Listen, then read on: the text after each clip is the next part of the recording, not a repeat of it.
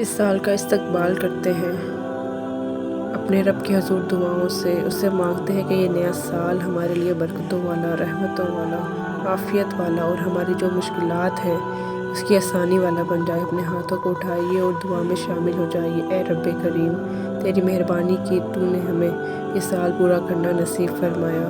اے اللہ، اب تک زندگی میں جتنے ہم نے سال گزارے، جتنے لمحات گزارے، یقیناً اس میں بہت خطائیں ہوئی ہوں گی۔ اے کریم، تیرے دربار میں التجا کرتے ہیں، ہم تک جتنے گناہ ہوئے سب صغیرہ کبیرہ گناہوں کو معاف فرما، ہم خطاؤں سے درگزر فرما۔ اے اللہ، ہم سے ناراض نہ ہونا۔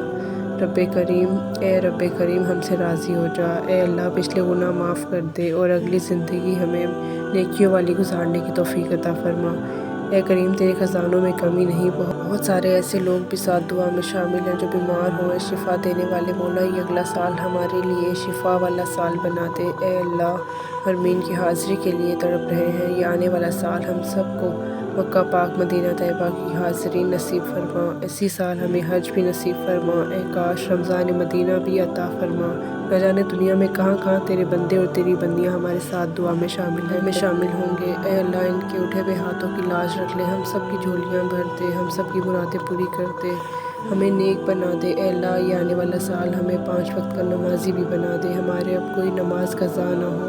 اے اللہ، جو رمضان آئے اس میں پورے روزے بھی رکھیں، ہم پر جب بھی زکوٰۃ قرض ہم زکوٰۃ بھی ادا کریں، تیرے نیک بندوں میں ہمیں شامل کر لے، نیکیوں میں ہمارا دل لگا دے اور گناہوں والی زندگی سے ہم سب کی جان چھڑا دے۔ یا رب العالمین، تیرے خزانوں میں کمی نہیں، ہماری یہ ٹوٹی پھوٹی دعائیں اپنے کرم سے قبول فرما۔ اور اللہ، تیرے دربار میں بھی یہ التجا ہے کہ جب بھی ہمارا آخری وقت آئے، ہمیں ایمان کے ساتھ، عافیت کے ساتھ مدینہ منورہ میں شہادت کی موت عطا فرما۔ آمین۔